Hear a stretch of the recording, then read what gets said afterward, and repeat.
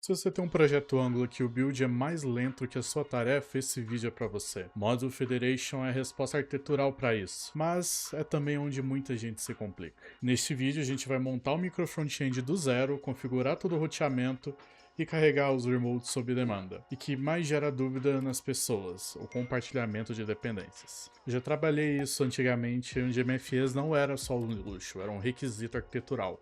Bom, bora pra lousa que eu vou te explicar isso melhor. Antes de tudo, o porquê do micro frontend. O micro frontend não é só sobre tecnologia, e sim sobre organização. A arquitetura do seu software espelha muito a estrutura de comunicação do seu time. Se você só tem um time, talvez essa arquitetura não seja para você. Mas se seu projeto é um monolítico já tão grande, mas tão grande que você nem sabe o que está acontecendo, e você mexe numa linha e quebra outra, talvez isso é para você. Nesse caso, por exemplo, a gente tem um e-commerce, onde ele é um monolito e tem vários módulos dentro dele. Checkout, minha conta, catálogo, afiliados, etc. E a gente tem a Squad A, que em teoria cuida da parte de checkout. E a Squad B, que cuida da parte de my account, minha conta. Certa vez, a Squad A recebe uma tarefa onde ela tem que mexer no checkout para poder...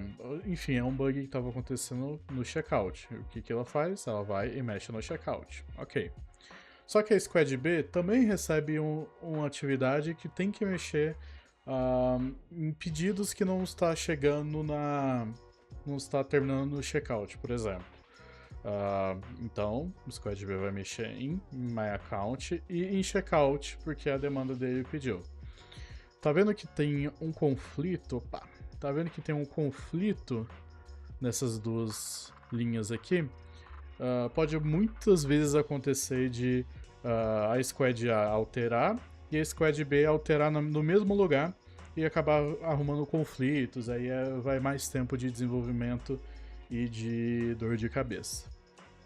E em um micro front-end a gente tem tudo bem mais separadinho. A gente tem um e-commerce shell, que é o pai de todos os micro front-ends, onde ele vai ter a versão base do Angular, todas as dependências também vai estar dentro desse shell.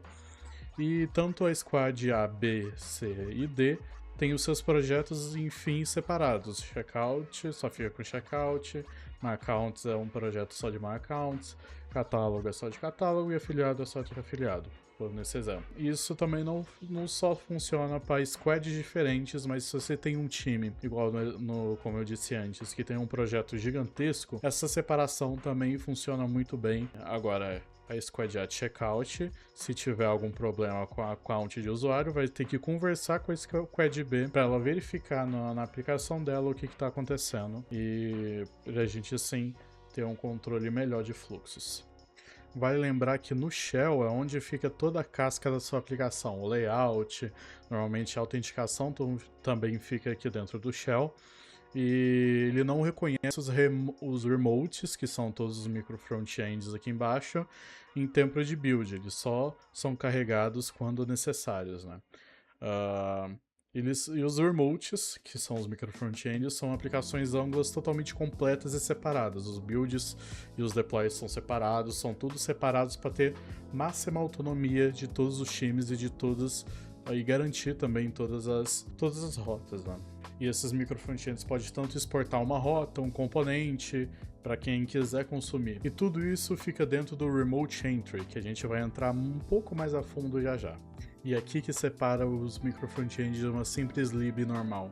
O carregamento é em runtime, não em build time. O shell é compilado e deployado sem saber quais os remotes ele vai carregar. Neste exemplo, quando o usuário acessa a rota de checkout, o meu shell ele faz uma requisição ou um pedido querendo buscar o MFE de checkout.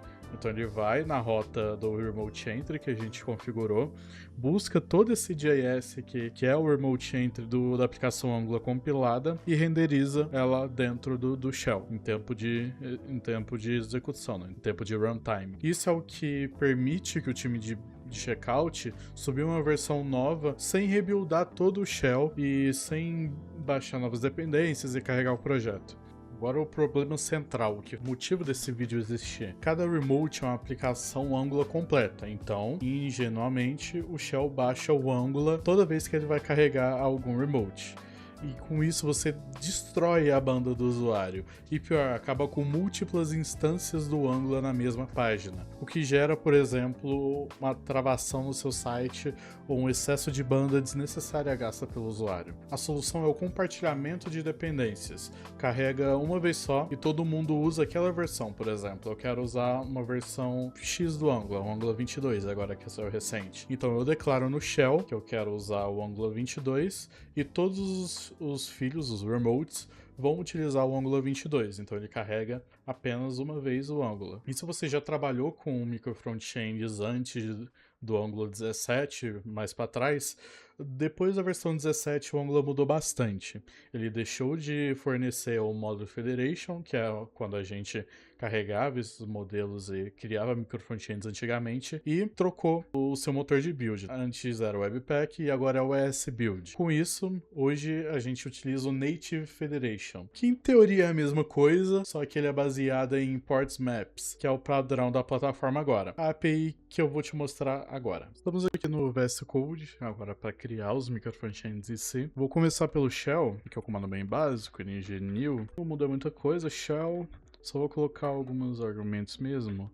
Vou colocar que vai ter routing e style e SCSS. Estou usando o Angular 22, então ele vai criar bem rapidinho aqui. Ó, aqui ele vai perguntar se eu quero usar SSR. Por enquanto não. SSR vai ser uma próxima videoaula. Não vou colocar nenhuma agente de IA, não vou precisar. Ele vai criar todo o meu shell, né? Uma aplicação Angular base. Enquanto ele vai criando, eu vou criar aqui também o meu checkout. Mesmo estilo, mesma coisa. Checkout. Botar ele para criar, vai perguntar se é SSR não, sem agente de IA, e os dois vão criar perfeitamente. Repare que eles são duas aplicações normais por enquanto, né? Os dois vão se separar eventualmente. Eu tô criando eles em repositórios separados, em pastas separadas, mas você tem a oportunidade também de criar ele em monorepo, né? Em um repositório só. Aí o comando é um pouquinho diferente, em vez de você dar um ng-new, por exemplo, eu vou entrar aqui no shell, presta atenção nesse terminal aqui, eu só dou um ng generate application check out. Deixa eu escrever errado, mas tá bom. Ele vai perguntar a mesma coisa aqui e tal, mesma coisa, como se eu fosse criar uma aplicação normal, só que aqui no Shell, por exemplo, ele criou essa pasta Projects aqui. Vou dar um zoom para ver melhor. Ele criou essa pasta Project com o meu checkout aqui que eu escrevi errado, mas tá bom com outra aplicação Angular dentro de outra aplicação Angular, né? Para exemplo prático aqui, não complicar demais, eu vou criar ele com repositórios separados. Então ele continua ficando separado aqui por enquanto. Beleza, criou as duas aplicações separadas, tanto o shell, tanto o checkout. Agora é onde muda um pouquinho o nosso rumo. No shell, eu vou dar um outro comando para adicionar ele ser um micro front-end, né? Dá um ng add, vou copiar aqui da minha colinha o nome da biblioteca. Eu vou deixar tudo aí na descrição também. @Angular Architects Native Federation, que essa que é a biblioteca nativa do Angular para poder criar esses Native Federations, né? Agora eu vou colocar mais alguns parâmetros. O tipo dele, que é o type, ele vai ser host. Ele vai ser o meu shell, né? E a porta que eu vou definir para ele, é importante, né? Os micro frontends têm que ter portas diferentes. Vou colocar a padrão 4200. Enquanto ele vai criando aqui para mim, isso aqui para coletar dado, vou deixar assim, ele vai criar aqui para mim. Vou fazer isso com o meu shell também, que é esse outro terminal aqui na esquerda. É praticamente o mesmo comando, ó. Eu vou voltando aqui, ele pediu para eu instalar, mas vou fazer o do shell primeiro.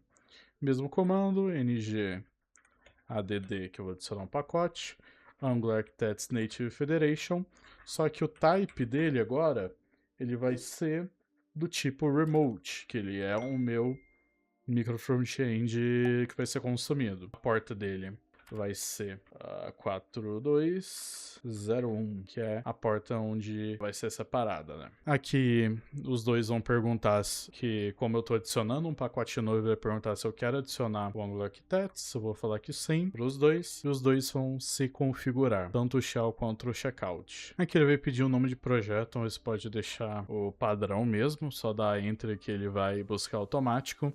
E beleza, os dois estão configurados. Note aqui, voltar ao zoom, eu vou começar pelo shell primeiro. Cadê? Shell, beleza. Viu que ele criou e modificou alguns arquivos, né? Ele criou esse federation config, que é aqui onde vai ser a configuração de toda os nossos micro frontends, né? Indo mais a fundo também no main.ts, vocês podem ver que ele mudou, né? Se eu abrir as modificações dele, antes ele era um Bootstrap Application que carregava o nosso aplicativo. Agora ele é um Init Federation, ou seja, ele vai iniciar nossa federação, por assim dizer, carregando os nossos MFEs, né? Aqui declarado como MFE1, ainda por padrão ele colocou essa porta aqui, Remote Entry, mas a gente vai alterar isso já já. E por que o main.ts em específico ele mudou? Porque o Federation precisa montar um import map, o que é o mapa de dependências de todas as URLs de todos os projetos, antes do Angular subir. E isso é uma ordem que eles deixam para deixar mais performático o carregamento de todos os MFEs. Ele carrega o nosso novo arquivo, que é o Bootstrap, que é basicamente só uma configuraçãozinha que ele faz para carregar. O que antes estava no main.ts, agora está dentro do Bootstrap. Indo agora para o Remote, o nosso Remote, mesma coisa, quase a mesma estrutura aqui também, ele chama Checkout. Tá vendo que no Exposes aqui agora, o meu ponto component, ele tá exportando o meu app.ts, que a gente vai visitar ele já já. A mesma coisa, ele tá compartilhando tudo, Singleton, Strict Version, Auto, ele vem por padrão aqui. E dentro desse Exposes aqui, eu posso tanto compartilhar um componente, como ele tá compartilhando aqui agora, ou compartilhar uma rota com um módulo, por exemplo, igual o autocomplete está me dando, ou uma rota que eu posso compartilhar também. Então, não só um MFE pode compartilhar ele por completo, ele pode compartilhar partes dele. Isso também facilita muito na questão de otimização, performance também de todos os objetos. E repara também que em todas as aplicações, se eu quiser, por exemplo, só exportar as rotas, o meu shell só vai saber que as rotas existem e não vai saber nenhuma outra informação dentro do meu checkout, por exemplo. O meu shell só vai ter visão do que está dentro das rotas. E aqui é onde a gente vai mais trabalhar aqui também, onde eu quero muito que vocês gravem, que é a parte do shared, né? Aqui está declarado share all, ou seja, tudo que está no meu pack de JSON, todas as minhas dependências, eu vou compartilhar com o meu shell também. Só que isso a gente pode tanto configurar para a gente só compartilhar aquilo que a gente quer. E isso vem com as 3 flags que eu acabei de comentar com vocês, né? O singleton true, que no caso ele verifica o que tem no meu shell, e se tiver no meu shell e tiver no meu MFE também, ele só usa apenas uma instância, ele não carrega as duas ao mesmo tempo. Então ele só vai carregar ou do shell ou do MFE. O Angular vai decidir qual que é o melhor. Esse strict version true, o que significa? Se eu tiver duas versões de Angular diferentes, por exemplo, uma 22 e uma 18, por exemplo, e eu tiver duas bibliotecas de versões diferentes, se o Angular identificar essa divergência, ele vai estourar um erro no seu console, ou seja, ele impede que eu tenha duas versões diferentes da mesma biblioteca.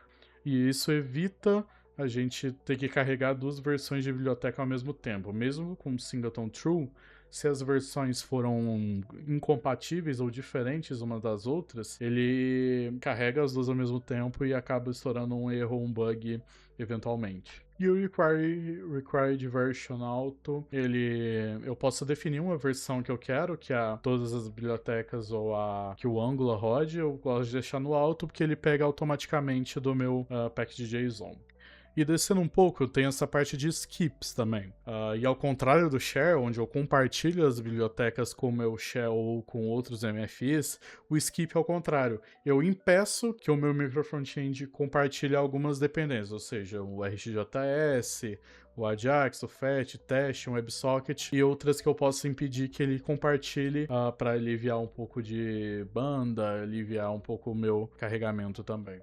Se eu vier aqui no main.ts dentro do shell, você vê que ele está tentando fazer algum reconhecimento, né? Ele está tentando carregar o remote entry do MFE1 no localhost 3000, que eu até vou alterar aqui para 4201, que é a porta que a gente definiu. E dentro da rota, para carregar ele, em vez de eu fazer o lazy load normal, eu uso, por exemplo, eu quero carregar o checkout, né? Carregar o meu checkout. Download Children, só que sem eu importar esse aqui. Eu vou alterar o que ele está me pedindo. O download remote module, igual ele tá mandando aqui. Aí, tá, o que eu vou importar? Eu vou importar em vez de eu carregar aqui, deixa eu fechar, beleza. Eu vou importar o meu MFE1, passando as minhas rotas do MFE1, né? ./routes, que é o que eu configurei aqui em cima.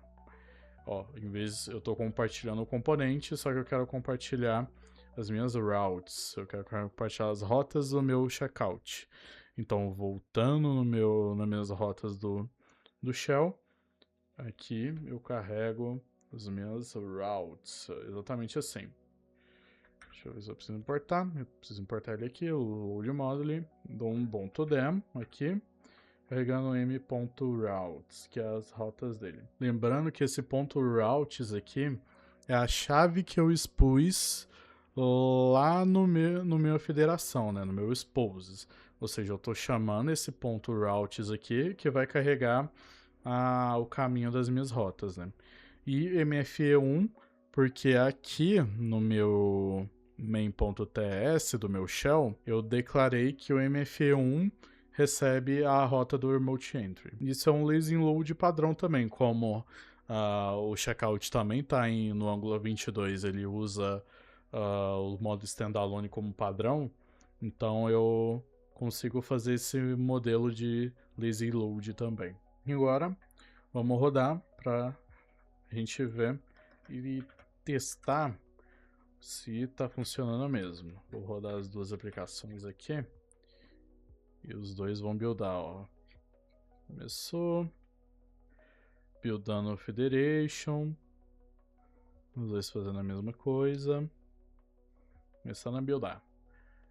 Beleza, 4200 rodou. Acho que eu consigo até abrir dentro do VS Code, ó. Beleza.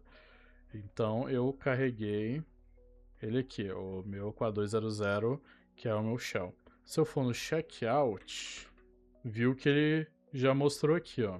Client Connected, Active Connect 1. Ou seja, já chegou no meu checkout o meu negócio, né? Então, recapitulando aqui. Eu tenho o shell, né?